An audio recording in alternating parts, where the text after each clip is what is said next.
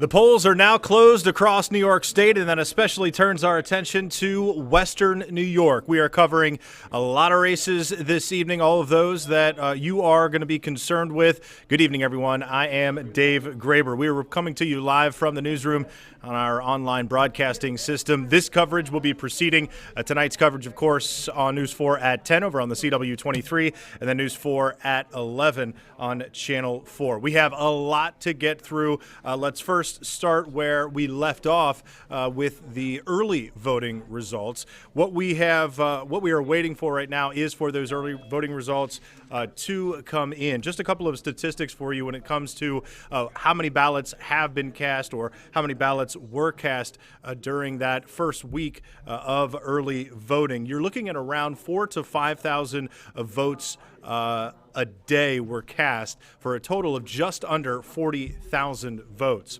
And when we're looking at Buffalo, between 1,300 all the way up to a high of a little over 1,900 votes were cast on early voting. Again, that was October 23rd through the 31st. The total vote tabulation for early voting in Buffalo, around 15,700. That represents around 40% of the total votes that were cast. So once again, 40% of the total votes that were cast in Erie County were cast in the city of Buffalo. By comparison, of course, we're looking back. The most recent general election was in 2020. That was a presidential year. You're talking about around 168,000 people cast ballots during early voting. Going back to the next off year, that was in 2019. In that general election, a little over 26,500 people voted early. So just by comparison, we are asking some of the commissioners for the Butler County Board of the Erie County Board of Elections, they say that early voting was lower than expected. So you do have to wonder how that is going to be factoring into all the races, not only those in the city of Buffalo, but of course all throughout Erie County. So let's take a look at some of the races that we will be focusing on this evening. Again, we're going to have live reports coming up for you in just a minute. We begin with the sheriff's office. That is going to be the first time that the Erie County sheriff is not going to be run by Tim Howard for the first time in 16 years. Sheriff Tim Howard is choosing not to seek re-election and instead heading over to the town of Wales, where he is running unopposed for that town's supervisor. We're also going to be keeping an eye on the Erie County Comptroller. Of course, that one being vacated by Stefan Mihailu in lieu of his deputy comptroller, and that is Lynn Dixon, a former legislator, and a current legislator in Kevin Hardwick. In that case, in that race, Kevin Hardwick is the Democrat, and Lynn Dixon is an independent running on both the conservative and Republican lines. We also are keeping our eyes on two supervisor races. The first is in the town of Amherst, where we have the incumbent Brian Culpa going up against the Republican Jay DePasquale. That race is going to be interesting as it pertains to how many Democrats came out in the town of Amherst, a heavily Democratic area, by the way. Also in the town of Hamburg, you have Stefan Mihailu, the former comptroller, running against a very well-named candidate, and that is in Randy Hoke. That race is expected to be close for a number of reasons. This race in particular did get heated late. Stefan Mihailu making some accusations against Randy Hoke there, also aligning him with the candidate for Buffalo mayor in India Walton and the Working Families Party. And finally, we're rounding things out with the mayor's race in North Tonawanda. That there is pitting Austin Tylek, who was a relatively newcomer to that area. He was first elected in 2017, one of the first Democrats in a long time to be elected to that town board. He is going up against the current council president in Robert Pecoraro. We are keeping our eyes right now on the mayor's race, and we're seeing if there have been any votes that have been dropped. We were expecting the Erie County Board of Elections to be dropping the first tabulations of this evening shortly after 9 o'clock, and we're looking right now at around 9:05. So we are keeping our eyes on the Board of Elections website to see if and when they drop those first early voting totals. Let's talk a little bit about the mayor's race. Actually, let's go right now to our George Rickard. He is going to be in one of the busiest places, if not the busiest place, certainly in Erie County this evening. He is outside the Board of Elections downtown. And George, we talked a lot today about voter turnout, and it seemed like we have heard a lot of different things throughout the day. What have you heard throughout the day in your reporting, and what's the latest? Well, it's a lot of discrepancies, and a lot of that is because it's half guessing and half fact. And a lot of that, so early in the day we heard that turnout was light in the city. And then we heard that it was picking up in the afternoon. And county-wide that it was stronger in the suburbs, stronger than usual in the suburbs. But then that started to go backward. And part of the reason that even the commissioners will admit that it's anecdotal. It really depends on who you ask and how many elections workers you ask, but there's no real-time reporting of turnout because only about half of the polling places have the e-poll books. So when you go and you give your name, half of Erie County is giving it to someone who's looking it up in a paper book, and the other half is they're looking it up in an e-book. The e-books can tell in real time how the turnout is in those polling places. But for all 110 polling places in the city of Buffalo, at least for Election Day, they are using written e-books. So it's only a guess what turnout is in the city. Let me tell you why we're out here at the curb. Not much activity yet, but this in the next 15 minutes to 30 minutes is going to become very busy. You see the pylons in the street on West Eagle Street. This is the Board of Elections right outside the main door. And starting at around 9:15, 9:20, there will literally be vehicles pulling up here, the vehicles of the elections inspectors, who will physically be bringing the computer chips from each of the 110 city polling sites. They'll be driving them up, giving them to elections workers. An elections worker is out here waiting for the first car. They will give the elections worker the computer chips and the poll books from each of the 110 city voting sites, and that amounts to about 134 polling machines. So in total, cars will drive up 134 computer chips and about 110 polling books to be secured here in the building. The actual computer chips will be brought in and run through the machines. And as you said, we're waiting for the very first results to pop up. We were told that by about 9:15 or so, we'll start to see the first results, and that would be the early voting. That would not be the chips that would be driven up here at 9:20, 9:30. Those we would start to see closer to 10. We were also told that by about 10 o'clock, we should have a pretty good handle how the county-wide races are going, who may be winning the county-wide races. But the city will take a little longer because they have to physically drive those in here and get them into the system. So those are some of the things we're watching for. A lot of activity outside here, starting in a little while, going right up through 10, and then we're going to be inside for 10 and 11, show you what they're doing, tabulating those numbers. Dave? Thanks very much. Certainly going to be a long night, and as George mentioned, there is a decent chance that we may not know the answer, the big answer to the question of who will be Buffalo's next mayor for the next couple of weeks. Let's talk a little bit about the biggest race that we're keeping our eye on. Of course, the Buffalo mayor's race has garnered attention from not only Western New York, not only New York State, but all across the country. We've got a number of big hitters who came in throughout the campaign, particularly late in the campaign, to endorse the Democratic nominee in India Walton. You saw Alexandria Ocasio-Cortez. You saw Liz Warren very late there as well.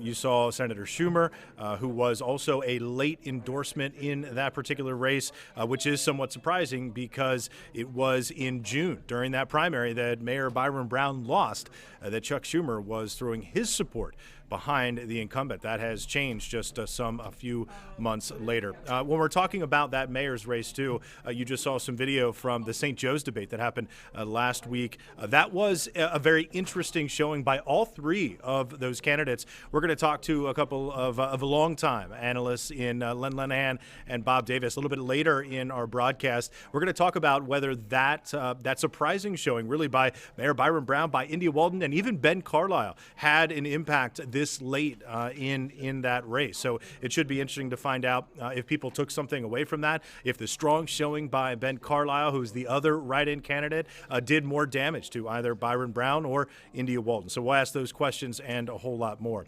Speaking of the mayor's race, we've got this covered from every angle for you tonight. We're going to go right now to our Marley Tuskus, who is right now at the Walton Watch Party downtown. Things look to be pretty quiet down there, Marley, right now, but I imagine they'll be picking up pretty soon.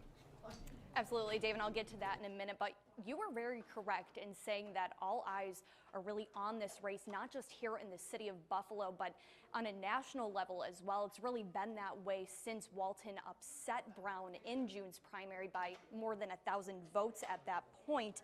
In that race, Walton really came out on top in the city of Buffalo's Niagara and Delaware district, so it will be interesting tonight to see if that continues to carry through and if that's where she really gets a showing tonight as well.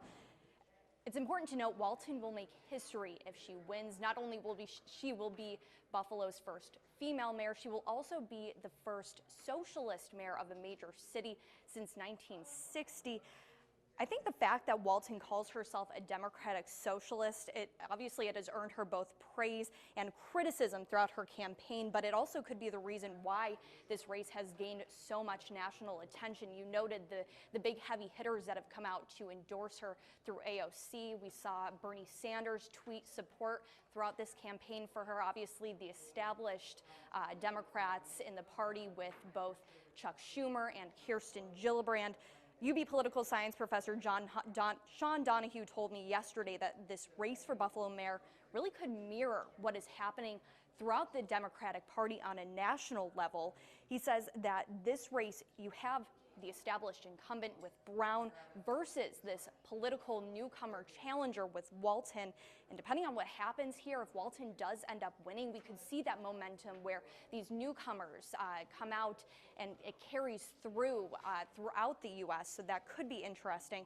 Now, you did note that it is a little quiet in here. Supporters are just starting to make their way into this watch party. The other reason that it's quiet, the press is being kept in a separate room from the watch party, so we won't really get to see a lot of action unless we see some numbers come in. So it will be an interesting night that we'll have to keep our eyes on. But for Dave, I'm gonna send it back to you for now.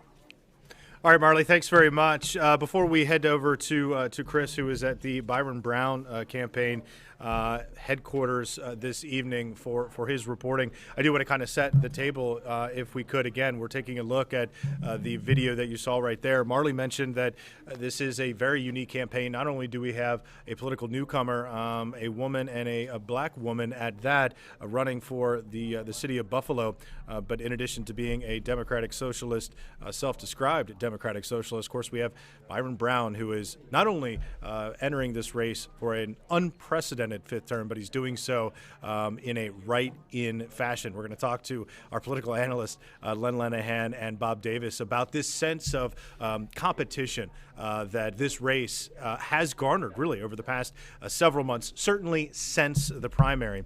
Right now, I'm getting some information that in the Buffalo mayoral race, early voting gives write-in a 65-35 lead over India Walton. Now, that is the first report.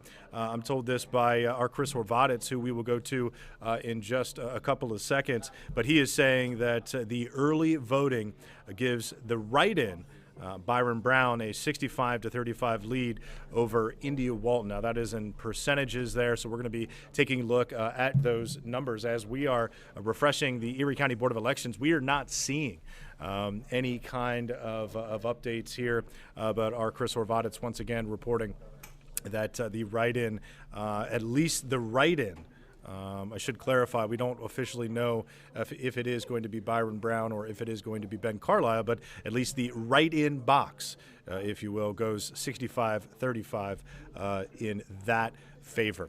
We are right now waiting for our Chris Horvitz. He is getting things ready. He is down at the at Byron Brown's watch party downtown. And before we go to him, I do want to talk a little bit about, again, the mayor's race when it comes to that performance. We touched on it just a couple of minutes ago at St. Joe's, a tradition that has been ongoing now for some 37 years. And this year was historic. It was unprecedented because of the people who were involved. And of course, it was run as professionally as really any other debate that we have been used to over the past several years. Of course, politics are a big game here in Erie County and especially in Buffalo, and especially this year, especially given all of the attention that this race has garnered. Do we have Chris ready at this point? Looks like he is still getting ready. He's been busy checking some of the early voting totals, and I have not really seen much of anything as far as those early voting totals, although Chris reported just a couple of minutes ago some interesting information that according to those early votes, again, we're talking around 15,700 people participating in that Buffalo mayor's race in early voting from October 23rd through the 31st. A total of 15,777 votes were cast in early voting in the city of Buffalo for mayor, and according to Chris Horvat's latest reporting, he is saying that 65% of those are going to the write-in candidate. Of course, we do not know, and likely will not know before the end of the night, specifically where those early voting totals will be going for. I think Chris is Chris ready at this point? If he is not ready, we could perhaps go on to some of the other races, namely some of the other suburban races right now. Why don't we go ahead, and while Chris is getting ready, we'll go ahead to the Erie County Comptroller race. Now, this is also a very interesting race, one that has not really gained a lot of attention in years past. Stefan Mihailu is leaving right now. He did leave to go, and it looks like now Chris is not ready. Okay, we're still going to keep going with the Erie County Comptroller race. We are still waiting for the first early votes to be coming in. Kevin Hardwick is the Democrat in this race. Lynn Dixon is an independent running on both the Republican and the independent line. Dwayne Whitmer is the Libertarian candidate in this race. This race pitting, of course, Lynn Dixon, who is serving as the Deputy Comptroller under Stefan Mihailu, who is not seeking re-election in that particular office. She is a former legislator. She is most recently politically ran against Mark Poloncarz and lost in 2019. Kevin Hardwick is a current 4th District legislator. And he, perhaps most famously, went from switched parties from Republican to Democrat in 2018. Although he has always been a moderate politician, kind of towing the middle of the line. He is also a current professor at Canisius College. And a doctorate of political science there as well. There were some interesting things about this race, in addition to it pitting mostly Kevin Hardwick and Lynn Dixon against one another. There were some mailers that went out very late in this race. Lynn Dixon ended up paying for those mailers, and those were, interestingly enough, painting Kevin Hardwick as a candidate for Donald Trump, superimposing his image, in fact, at a Make America Great rally. Thomas DiNapoli, who is the current comptroller of New York State, he endorsed Kevin Hardwick in this race. In order for Lynn Dixon to win this race also, she needs Democrat votes. She needs them to come across the aisle in this particular race. And so it will be interesting to see if Democrats have a strong showing in this race and throughout other races in Erie County. Let's move on now to the Hamburg supervisor race. This one, of course, we just talked about Lynn Dixon serving under Stefan Mihailu. Stefan Mihailu now deciding not to run for Erie County Comptroller, and he is now running against Randy Hoke in the town of Hamburg. Stefan Mihailu was elected Comptroller in a special election in 2012. He was then elected to full terms in 2013 and in 2017. Stefan Mihailu has said multiple times that he really wants to conduct a forensic audit of town finances if he is indeed elected. But it is going to be a tight race. race there in the town of Hamburg because Democrats and Republicans, conservatives, those in the Working Family Party, if you add all of those up in the town of Hamburg, it is very thin. The margin there is very thin. Randy Hoke, in addition to being a stronger Democrat in a strong Democrat area, his father was elected supervisor in the town of Hamburg in 1993. And so his name, of course, we all know Hoke's Restaurant, is very strong there in the town. James Shaw choosing earlier this year not to run for re-election. I am told now that we have Chris Horvitz, who is standing by at the Byron Brown campaign watch party this evening. Similar to what we saw in Marley's hit there with India Walton. Chris, it looks pretty quiet down there at Byron Brown's watch party. What can you tell us? What's the latest? Well, Dave, that's because everybody is in the back of the room. There are actually quite a number of people here to my front, but behind me where the stage is, you're right, very quiet. We can tell you Mayor Byron Brown is here in the building tonight. We saw him about 45 minutes ago speaking with developer Douglas Jamal, who's been one of his bigger supporters since Mr. Jamal came to town. Now, the mayor, the early voting results in, looking good. He has to feel confident. 65-35, the early voting numbers right in over India Walton. Of course, we can't tell you for sure that all those write-in votes are for Byron Brown, but here in the room, they're working off the assumption that certainly most of them, a good majority of them are. Now, we're keeping a close eye on turnout. Of course, we're also keeping a close eye specifically on where the turnout in this city is occurring tonight. Specific districts that the mayor wants to do well in include South District and the Maston District. I am being told by political sources that the South District, which is of course South Buffalo, came out very, very strong today, and they are expecting here in this room that many of those votes are going to be of the write-in variety for Byron Brown. On the other side of the scale, India Walton is looking for votes from Delaware District, Niagara District. The Niagara District, she did very, very well in the June primary. For every Byron Brown vote, there were about 2.5 Walton votes in the June primary.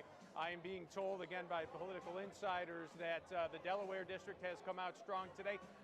Byron Brown, if he wants to win, he needs to bite into some of the lead that India Walton had over him in the June primary, which was about 3,000 votes for India Walton to about 1,600 plus votes for Byron Brown. He needs to do much better in that district.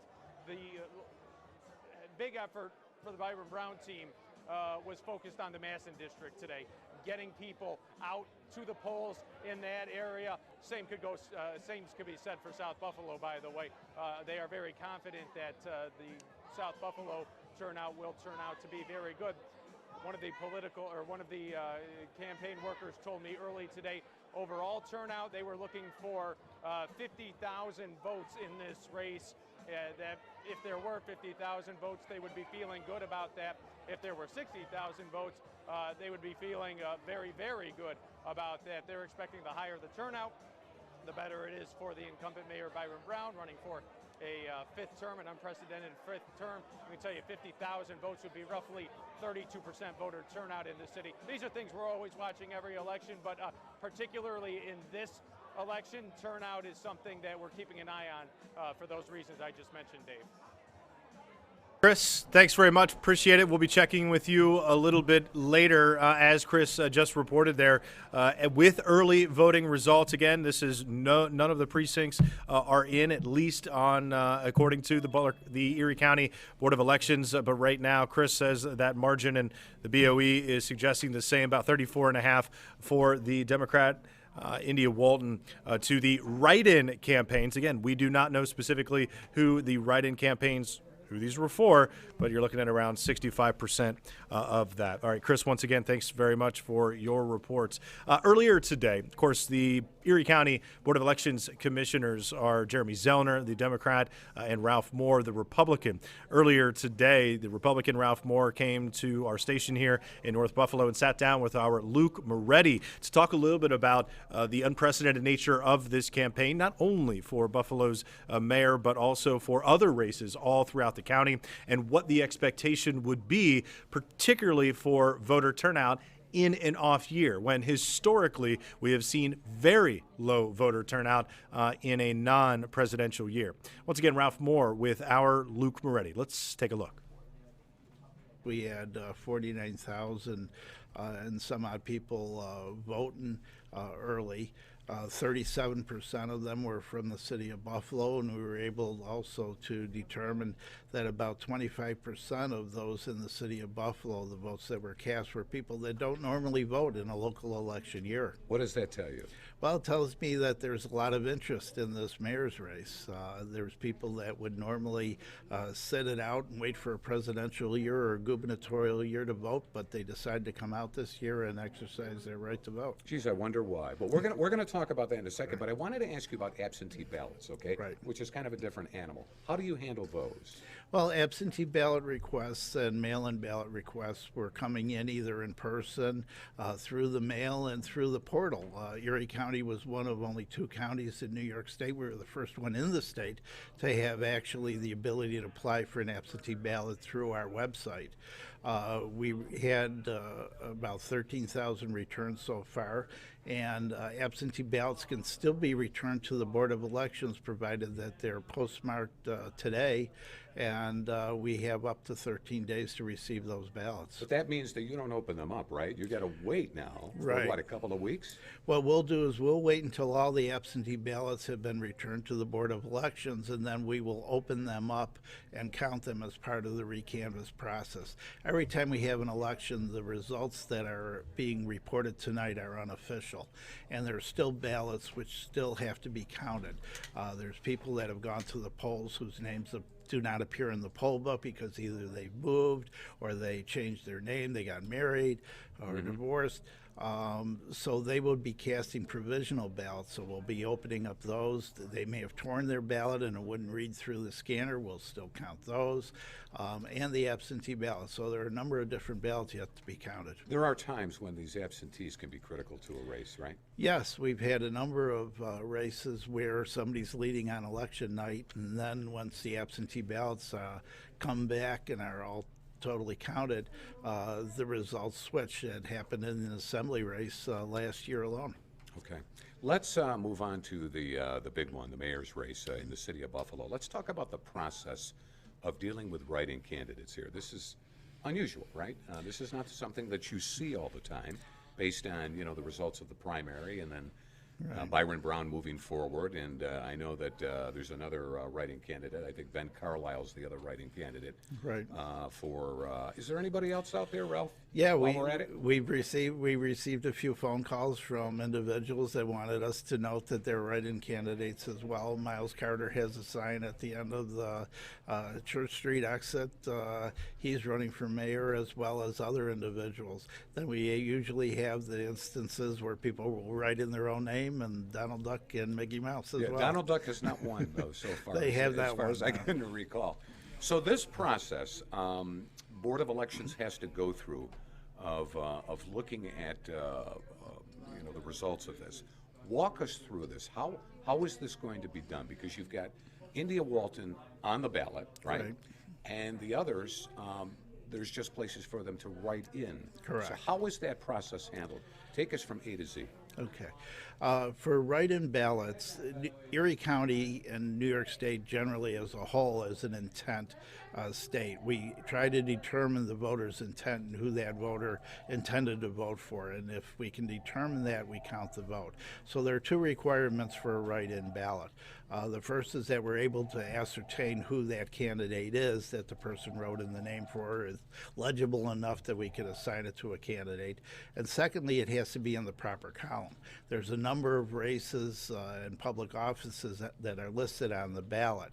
It has to be in the mayor's column for that to count for that person for mayor. So what we would do is we would visually look at every single ballot that was cast in the city of Buffalo, and we would try to determine whether we can decide who the candidate is for and whether it's in the proper column, and if those 2 qualifications are met, that vote will be counted. And if someone marks, let's say they don't mark the bubble. Right. There's the bubble, and then you write in the name, right? Yeah. So if they don't mark the bubble and they just write in the name, does that count? It does count. Our tabulators are able to be set to count either the bubble or the write-in spot itself. From the beginning, Erie County has always taken the position that we're going to count the bubbles as for the tabulation for the unofficial results, but then we're going to go back and look. The reason for that is people might be writing in column 7, and the tail end of that name may end up in column 8. So it would count as a write-in in both column 7 and column 8 when the person only intended to do it in column 7. So this way, we have a limited amount of information on election night, but we get a more accurate determination as to how the votes are playing out. Because what you can do is you're going to take, and what we're going to look at tonight, is whether India Walton received enough votes on the Democrat line that she has a majority of the votes of people that walked into the poll booth that either wrote in the name or left that bubble blank. Okay. And what about spelling errors? What if somebody misspells the candidate's name? What do you do then? Minor errors in spelling are not a problem. It used to be that the idea was you had to write it down exactly as the person was registered. That's not the case. As long as we can identify it to the candidate, and I imagine as we go visually through this, we're going to have a lot of Brian Browns and Byron Browns. So what do you do? What if it's Brian Brown? We're still going to count it for the candidate that the voter intended, and if it's close enough, we've actually had court cases where somebody had the wrong first name, and we went and counted that, and the court agreed that gets counted for the candidate who was declared. But if they write the name in the wrong column, so in other words, they want to write, let's say they want to write in for the mayor race, and it's a different column, different race, that doesn't count, right? Well, it counts only for that other race in the office where it is. So you may have Byron Brown written in a column for Supreme Court, and he'll get a vote for Supreme Court, but not for mayor. Okay. Right?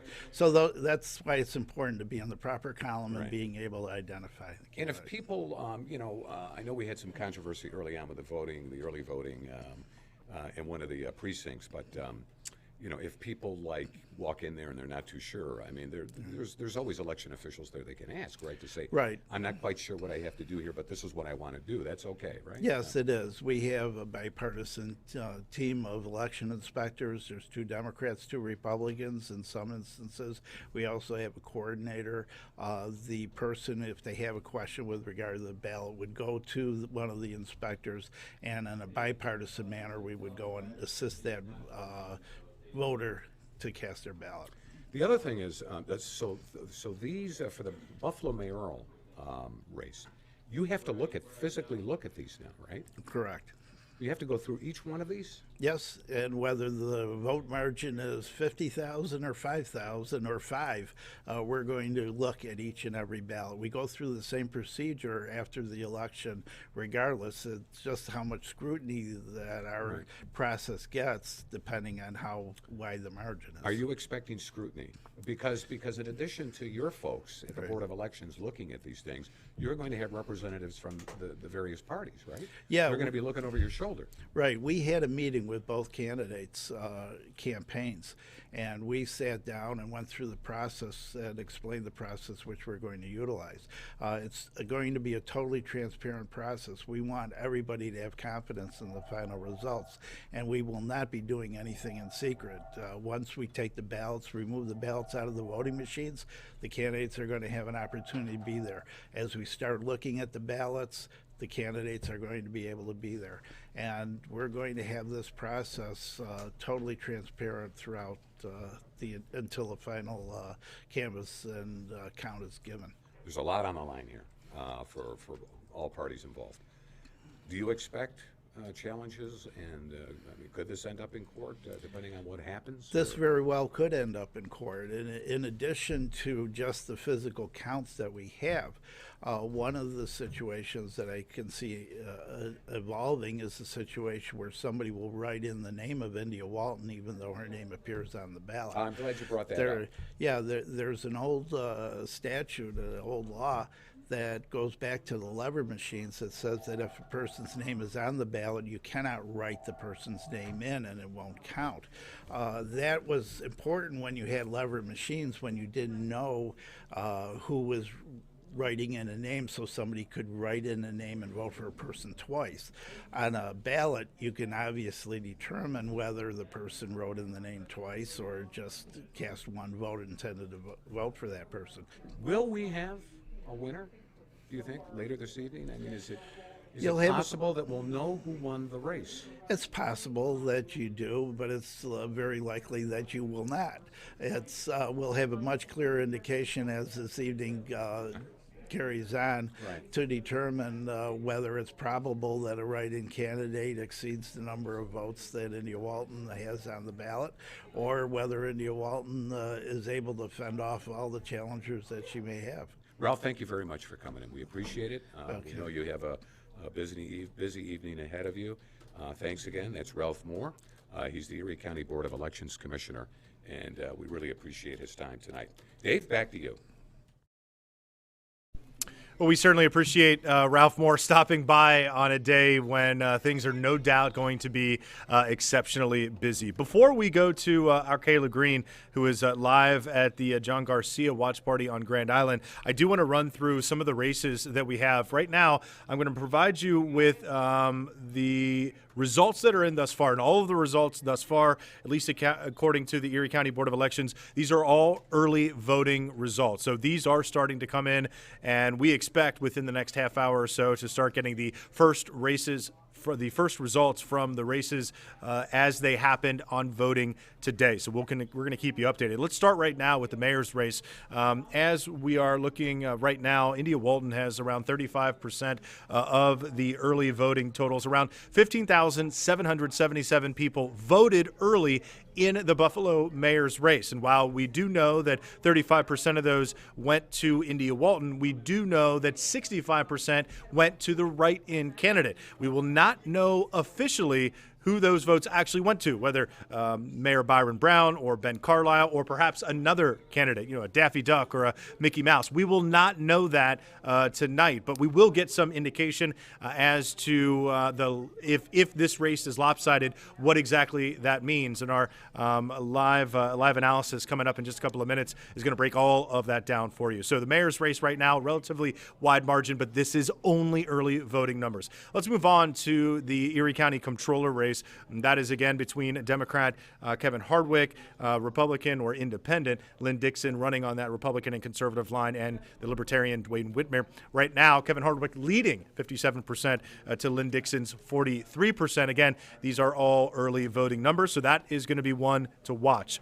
Let's move now to a supervisor race in the town of Hamburg.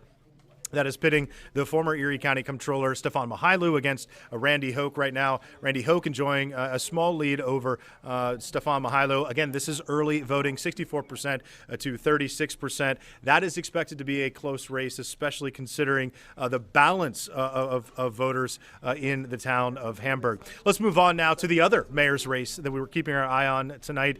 This is in North Tonawanda. It is pitting two candidates. Austin Tylek, he is on the Democratic line. He is an at-large alderman there in North Tonawanda. And Robert Pecoro, who is the at-large president, he was elected president of that council in January. Right now, Austin Tylek on the Democratic line in a relatively Republican stronghold there in North Tonawanda, jumping out to an early lead. This, again, is early voting. Let's move on to the supervisor's race, the other one we're watching here in the Western New York's most populous town, that is in the town of Amherst. That is seeing Brian Culpa, the incumbent Democrat, jumping out to a sizable lead over a political newcomer, Jay DePasquale, running on the Republican line there. It is expected that that margin will stay relatively the same there with the incumbent in Brian Culpa. The sheriff's race rounds out the big races that we are keeping our eye on tonight. This one is expected to be close, and if you take a look at the numbers right now, you can see where it is going to be close. And early voting is important mostly because of the mayor's race. Kim Beatty jumping out to a small lead over the Republican John Garcia. Ted Denoto garnering about 4% of the vote there, running on the independent line. Of course, you do see Karen Healy Case is on the conservative line. You might have noticed her on your ballots today. That is despite the fact that she did drop out of the race on October 12th and threw her support behind Kim Beatty. But if you do see a strong showing of Democrats in the city of Buffalo, that bodes well for Kim Beatty. But we'll get more analysis on that in just a couple of minutes. Now, our Kayla Green is ready. She's standing by at the watch party there on Grand Island. Kayla is joining John Garcia, the Republican, in that sheriff's race. It is now a very close race. So, Kayla, tell me what you're seeing there at that watch party. It looks a lot busier than some of the other places we've already seen tonight.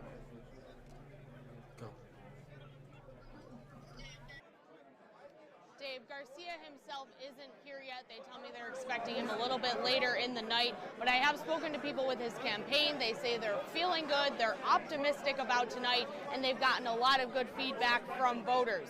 Now, we've been here since around 8:15, and it was pretty full when we got here, but since then, this place is just packed with Garcia supporters, many tables full. I mean, it's pretty much standing room only at this point. People seem to be looking forward to the outcome tonight.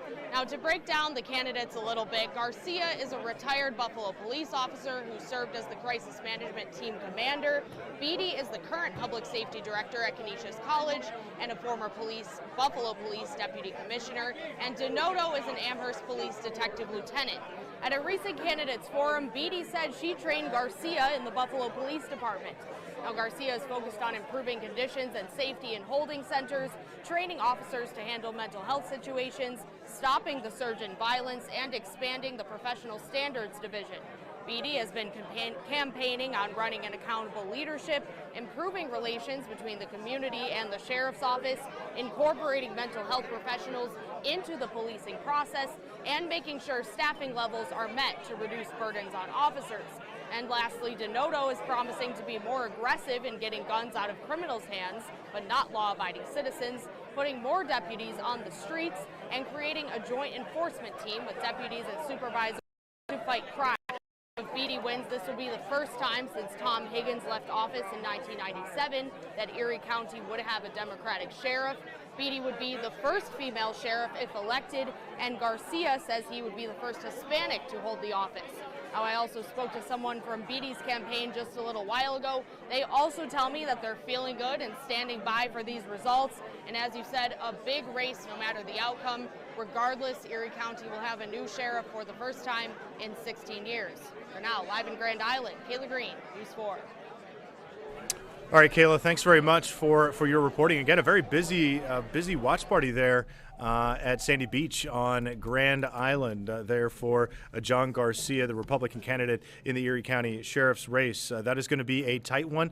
We are anticipating throughout the night a stronger showing in the city of Buffalo would be a strong showing for the Democrat in Kim Beatty. Let's move on now to the Hamburg supervisor race. We do have some new information to report to you right now because new numbers are coming in. As you can see there, right there on your screen, looks like Stefan Mihailu has shrunk that lead of Randy Hoke, the Democrat, in that race. It is expected to be relatively close. It looks like our Abby Friedman is standing by right now at the Hoke watch party. That is appropriately at Hoke's, indeed. It looks like, Abby, you are standing there with Randy Hoke, who is enjoying an early lead over Stefan Mihailu. Abby, what can you tell us? Dave, that's right. We're coming to you live from Hoke's in Hamburg, right on the lake. Appropriately so, since we're joined here with Randy Hoke, the Democratic candidate for Hamburg Town Supervisor. Randy, the numbers are starting to come in. How are you feeling right now? I'm feeling good. I like what I've seen so far, and I think if the numbers continue this way, we're going to be in good shape tonight. Yeah, and it definitely is a big race, and it's your first time running for an elected office. Your opponent is very, very well known in the community. Are you concerned at all that maybe people will recognize his name? Do you think you did a solid job campaigning and getting your name out there? Yeah, we worked hard. We had a big team working on this campaign, and my family's been in Hamburg for 72 years. So I have a lot of very local name recognition, and I've been active in my community. So I'm optimistic that the numbers we're seeing right now are going to hold through. In past elections, 2020, 2019, the margins between Democrats and Republicans have been very, very slim. Do you think that throughout your campaign you were able to sway some people who might have been on the fence? Absolutely. I have seen a great deal of polarization in the Democratic Party and the Republican Party, but I think folks had a choice here in Hamburg. They could choose between inclusive and responsible leadership, or they could choose between the politics of division. And I think Hamburg is going to speak pretty loudly on that tonight. Okay, you did a lot of campaigning since February. Which effort do you think made the biggest difference? Well, during a campaign that took place during a pandemic, it's our social media campaign that I think really carried the day. People liked seeing what the campaign was up to. People liked to participate in virtual events. We got a lot of good information to voters, and we're able to have a lot of positive conversations about what people would like to see in town government. All right, Randy, thank you so much for joining us. Of course, we'll keep our eye on those numbers. Dave, we're going to send it right back to you, and we'll check back in with you in a little bit. All right, Abby, thanks very much. It is going to be an interesting results there over the next a couple of hours as we continue to see some of these results, mostly right now early voting results that are trickling in.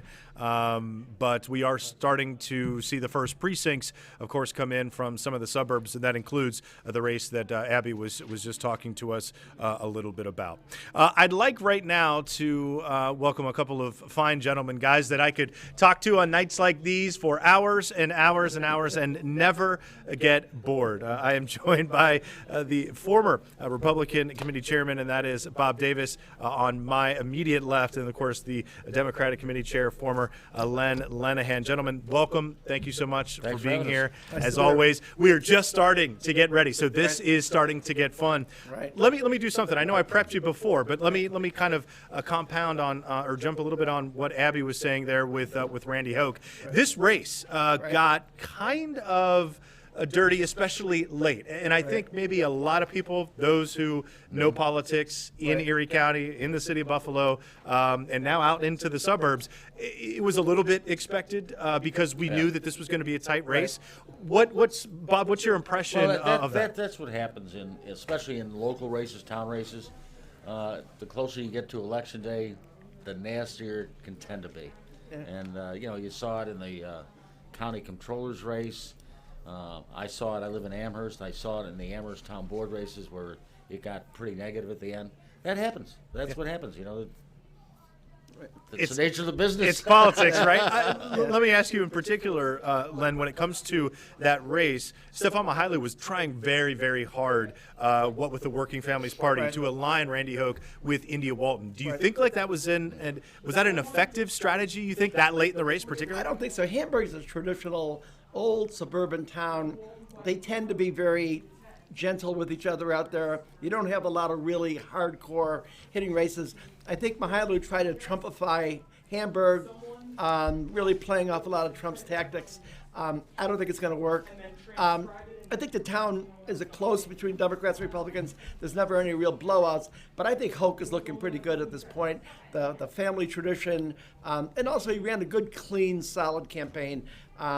I expect Hoke to win that race tonight, but I think it's going to be competitive. It's going to be tight. And we'll move on after this, but these are more updated numbers. Going to be tight, very appropriate there because our latest numbers show Mihaly has closed that gap now. Randy Hoke with 57% of the vote that has been reported thus far. Again, still very early, just around 19 of 41, so around 46% of the vote in. 57% Randy Hoke to 43% in Stefan Mihaly. So that one, as Len said, is going to be close.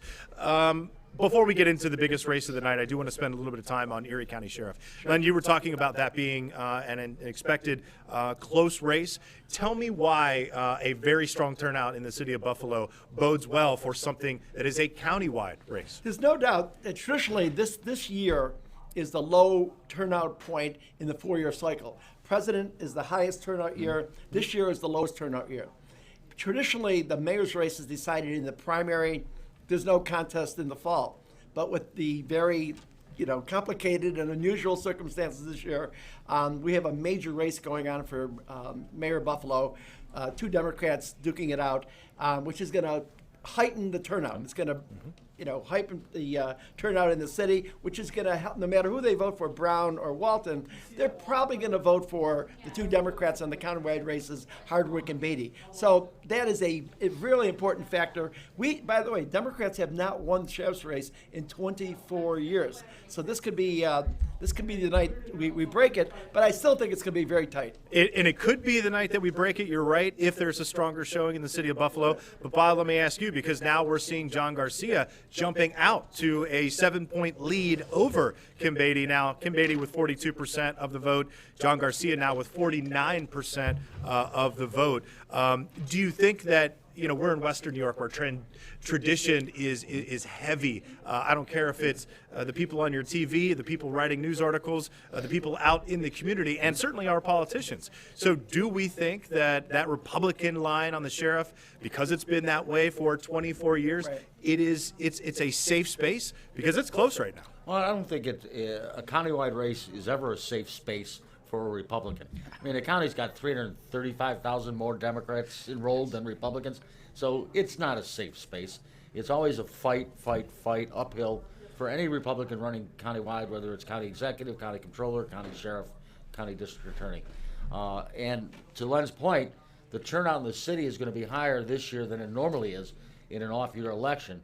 And obviously the city is so heavily Democratic versus the Republicans that that's definitely going to have a bearing on the outcome in the sheriff's race and the controller's race. We know that Karen Healy Case dropped out on October 12th through her support behind the Democrat in Kim Beatty. Do you think right now she's garnering, I think it was around 3.5% or so, even though she hasn't campaigned in about a month, her name still appeared on that ballot because her decision came too late. Now that is unfortunate for a number of reasons because she publicly withdrew. Does that hurt? Let me ask you kind of a two-part question. Does that hurt Garcia, and does the presence of the independent in Ted Donato, does that hurt Garcia by taking some of the votes away from him? Well, I think on the conservative line with Healy Case, that's going to hurt, especially if it's at 3.5%. In a tight race, that can make the difference. Donato, I thought, ran a strong race, and I don't know whether he hurts Garcia or he hurts Beatty. Like in the town of Amherst, for example. There's 9,000 more Democrats enrolled in Amherst than Republicans, and Donato is the Amherst police officer, lieutenant, and so he could be pulling votes from Beatty in the town of Amherst that could affect that race. So. All good points. All good points. Let's move on to the Erie County Comptroller as additional numbers are starting to come in. Some of the precincts are coming in. We're looking at around half or so of the precincts in the countywide election for county comptroller. Again, Kevin Hardwick, the Democrat, who is currently a 4th District legislator in Erie County, running against the former legislator in Lynn Dixon. Lynn Dixon has closed the gap there. Kevin Hardwick jumping out to an early lead with early voting. Now we're talking about 3 percentage points that are separating these candidates. Kevin Hardwick at 51%, Lynn Dixon at 48%. Let me ask you, Len, kind of piggybacking on that sheriff's race question, do we think that a strong showing in the city bodes well for Kevin Hardwick because he's the Democrat, or Lynn Dixon because she's already the deputy comptroller? This one's kind of a toss-up for me. Again, a strong turnout in the city is going to help a Democratic candidate, period. Yeah. I think the issue is going to be tonight is the city of Buffalo numbers come in later. So I think the vote we're seeing now is probably slanted toward more of the suburbs. Traditionally, Buffalo City votes, because of the way the votes are collected. There's a difference on how they collect votes on election night, and people have to come down to the Board of Elections and drop off the city tally, where we get the suburban tally right off the computer. So I think you're going to see a strong city vote later tonight, and I think that's going to make a big difference. Hopefully, I think it's going to help Hardwick, and I think it's going to help Beatty. The question is, how big of a lead can Garcia and that race build up in the suburbs? But I think Beatty's vote is going to come in late, and I think it could make the difference. Should be interesting to see as well. Let me ask Bob one more question about that race. Do you think that Lynn Dixon's affiliation with Stefan Mihailu hurt or helps her? Certainly, he was twice elected. He was elected in the special election 2012, fully elected to a 4-year term in 2013, then reelected in 2017. I don't think it had any bearing. Okay. at all. I mean, Lynn Dixon ran for county executive a couple of years ago, and frankly, I thought she ran a very strong race in a very heavily Democratic county. And so she had countywide name recognition. And I think that's to her advantage tonight. But again, going back to everything we've been talking about, turnout in the city of Buffalo.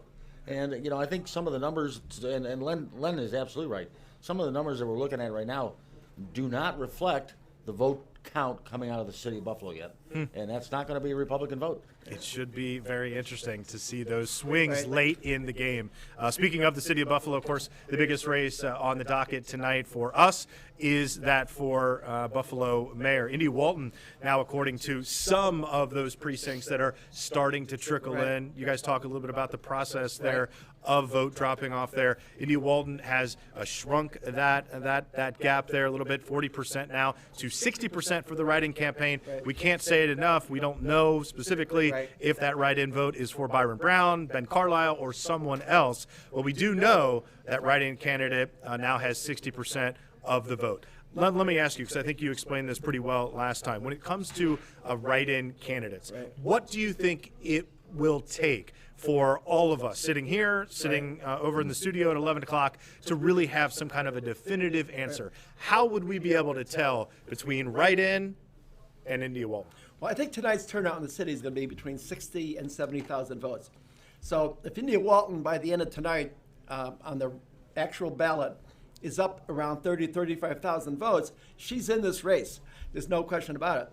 If she's into the 20s, and we're going to see the number of people who filled out an oval, that'll show up on the machine tonight. It won't reflect all the write-in votes, but it'll reflect a general trend of where this is going. So my feeling is the person who's going to get between 30 and 35,000 votes is going to win this race, and I think that's what it's going to take. So that's really the magic number that we're looking at. Whoever perhaps reaches first, that 30 to 35,000 votes. So it should be interesting. That could take, at least the way things are going now, probably at least an hour, if not more. Politics makes strange bedfellows, of course. And in this Buffalo's mayor's race, it is a good example of that because you had so many Republicans, so many conservatives coming out and throwing their support behind Byron Brown, whether they were doing it publicly or behind the scenes, either way. How much of an impact, and was that a good thing to see from a Republican perspective, to see at least some reaching across the aisle for who they wanted in the second floor of City Hall? I don't think it was a bad thing for the Republicans, but the Republicans didn't field a candidate for mayor this year. So, if you're an enrolled Republican living in the city of Buffalo, you want to go vote for mayor, who are you going to vote for? You don't have a horse. Right. So, they look at Byron and, and I think that's where a lot of the Republican votes are going to go. I'll tell you right now, you just said the numbers are showing 60-40. I think if an hour from now the numbers are showing 60 on the write-in oval versus 40 for Indy Walton, I think the race is going to go to Byron Brown. You're going to have a lot of other crazy names on the write-in. You're going to have Josh Allen. You're going to have Mickey Mouse. Right. I mean, it's what's going to happen. But I think an overwhelming majority on the write-in line are going to be for Byron Brown. Do you think it's good for politics? I mean, maybe not whether it's good for Democrats or Republicans in general, but is it good for politics to see finally some reaching across the aisle in a very partisan area, particularly in Buffalo, where it's so heavily Democratic? I think it is good. Yeah, I really do think it is good. I mean, it's, we are a pretty tight community here. And whether you're a Republican or a Democrat, him and I ran against each other in 77. And look at you now. We're great friends.